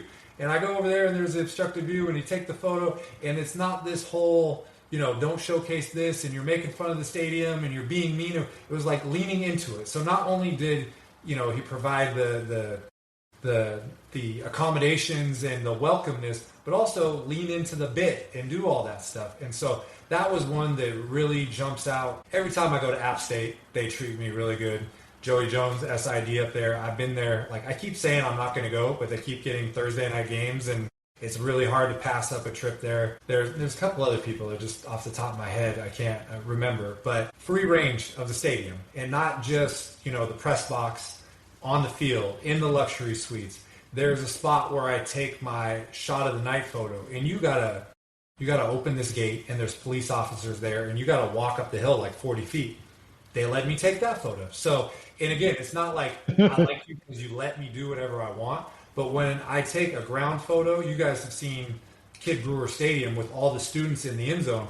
If you're trying to take that photo from ground level, it's very hard to get a good shot. You go up 50 feet up the hill, and not only do you get a much better shot, but you get the mountains in the background. You can show the view, you can show the premium. So again, it's to showcase those. Those are two that jump off the bat. I'm sure that if I thought of it more, it's more of, again, when I check in with it, the first thing I do when I get a credential is I go find the SID. SID is Sports Information Director for people who don't know that. That's who you apply over email to ask for a credential. You justify the reasoning and why you should get it. The first thing I do is I go thank them. I show them my Twitter account. If there's anything that I can do to team up with the social media people, let me know. I can tag you, vice versa. Is there something going on today? Is it fan appreciation night? Is it we're retiring this player's number? Is it how can I, magnify things? I went to University of West Georgia this year, and they had, it was a huge game, and they won at the end, and I tried to do that as much as I can.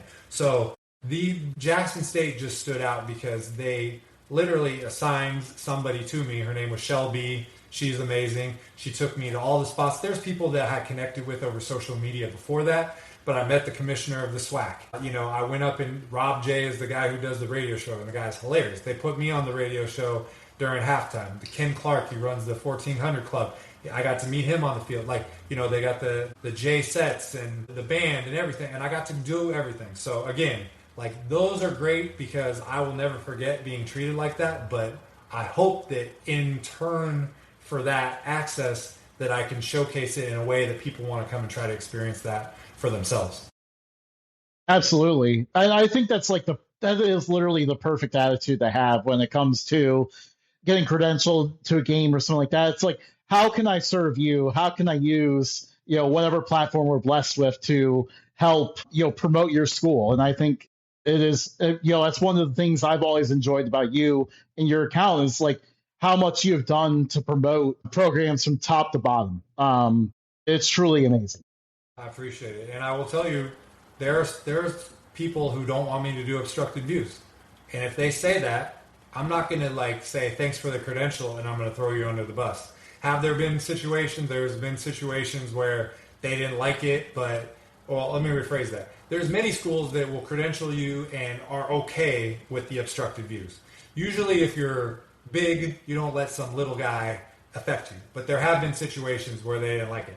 That being said, if I go talk to somebody and they say, I would not like you to do an obstructed view, I will say, okay. Because I'm not gotcha clickbait type stuff. But I want to do it, and I try to explain to them, there's a calendar and there's seats, and these people will go and visit these seats. It's a landmark. It's, all great stadiums have imperfections and quirks, and that's what we like about college football. But as you said, you try to really respect their wishes, comply, and if I can add something to that, I will. But if they have a certain limitations they don't want me to post, I'm not okay, I got to do that. I'm going to get you. That's fine. Today I didn't post an obstructed view. Maybe somebody put in the comment, hey, I thought there was an obstructed view there. Oh, I didn't get time to get there. Or I'll post it later, and then you never do it. So you just got to roll with it. But yes, being in good graces with people, especially when you're not a legitimate member of the media, that's the most important thing. So I think we're going to go with one more question here. And again, we thank you for your time. This has been such an awesome conversation. So we'll kind of jump away from football here and just really talk about your travels a little bit. What are some of the coolest and most entertaining moments not related to football that you've had during your travels? You gave me a tough one at the end. I call college football the vessel. And what I mean by that is it's taken me to places that I never thought I would get to go. I've been to the University of Hawaii so much. I have friends in Hawaii. I've done a lot of the tourist stuff. I've done Diamond Head, I've done Iolani Palace, I've done Pearl Harbor. And I remember I got a buddy, his name is Ryan down there, his girlfriend Rita, and they let me stay at their house most of the time when I go there. And I told him, I was like, I feel like I've done everything touristy in Hawaii or on Oahu. And he goes, now you can chill and now you can do local stuff. And so he's a safari photographer. They have these, it's called a monk seal. There's only 2,500 left in existence, and they breed on Oahu. And so there was a monk seal that was born, and him being a safari photographer, they have these people that 24 hours are watching over this pup and making sure. And so he wanted to go there, and so we decided to do trash pickup on North Shore in close proximity to the pup. And so I go there and I'm standing there before we do the pickup, and I'm filming, and it's the first time this monk seal has ever nursed on its mother, right? And you see this whole thing, and it's this crazy, beautiful nature moment. And then I go to North Shore, and we got 10 buckets, and apparently Oahu is kind of this funnel vacuum for sea trash. And we filled up 10 buckets, and we're doing all this stuff. And you're leaving, and you're like, man, how cool is it that, because I've been they've done a news story on me in Hawaii, the SID down there, Derek, anytime I want to go there, I get good treatment. But it's beyond that. You have integration with the people and the fans. And we did the last tailgate at Aloha Stadium. It was 11 hours I stayed in Aloha Stadium. We, all local people. And so those are kind of moments that they show you that something beyond football that impacts your life. And so, I've been to Niagara Falls, I've been to the Mall of America, I've been to Civil War battlegrounds, I've been to, check off all these things. So really, it's when I try to entice somebody to go on a trip with me, it's like, okay, football is 4 hours. It's a 24-hour day. We can do all these other things. So I guess the way that I could wrap it up is I never would have been able to see all the places that I've saw if it wasn't for college football. And I know you can do it through other ways. You can literally say, I'm going to Utah. I'm going to do this. But there's something about, having that anchor event on your itinerary and then finding things to surround it. And so during the football season, you just get to touch on these places. But in the off season, you go, you know what? In Mississippi, and there's this place that's called Sardis Lake. And when you park there and you're sitting above it and they bring the boats in at night and it's like 5 miles an hour and you hear the noises and you hear the water and it's warm, you're like, I want to go back there. There's a town in Wyoming, it's called Thermopolis. It's on these natural hot springs and it's 10 to 15 degrees warmer than anywhere else in Wyoming. I would love to, because I love War Memorial Stadium, I didn't even mention that, but I would love to go to a game at Laramie and maybe on a Sunday, instead of flying home, go stay at a cabin on the hot springs in Thermopolis. So again, it's all because of college football. There's countless more experience I could talk about, but those are some that come to mind.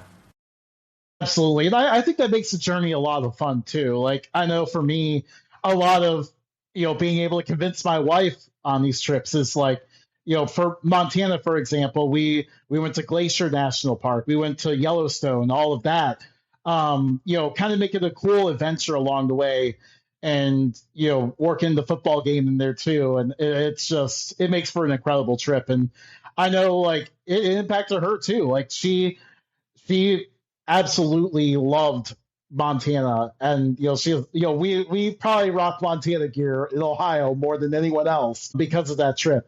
And I will tell you, women, I don't want to say too much, but men sometimes get pegged as sports fans that sit on the couch with the remote, their team loses, they cry, they're mad, everybody's in trouble.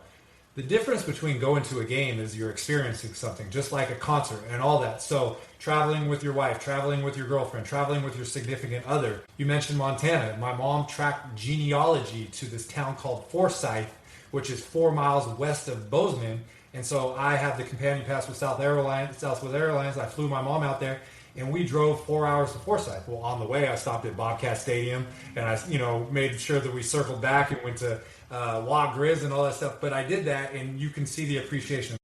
That's what even, if I'm trying to take a trip to Hawaii and get, someone to go with me and say, hey, look, the football game's 4 hours, but that means we got, 48 other hours in the game. So exactly what you're talking about.